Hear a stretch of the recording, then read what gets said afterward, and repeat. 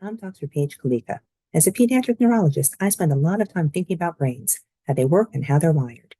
Since everything else in the world comes in different types, from apples to cars to computers, it should not come as a shock that there are different types of brains, too.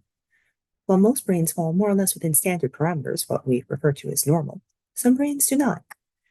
It's important to remember that this concept of normal or neurotypical is not a value judgment. It's just the most common type of brain, so that's the kind of brain that society is structured around. Think of it as being right-handed or left-handed. Righties make up about 90% of the population, and most of the time we don't even notice how much of the world is built for us. However, I can guarantee that the lefties, who make up 10% of the population, absolutely notice because they have to work harder to fit into a world that was not built with their needs in mind.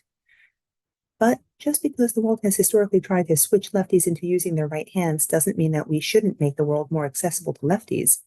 And just because certain neurotypes are more common doesn't mean that we should ignore the history and needs of people with less common, quirkier brains. I'm very excited to explore this topic more in my talk on neurodiversity, neurodivergence, and neurotypes. What does normal even mean anyway? See you there.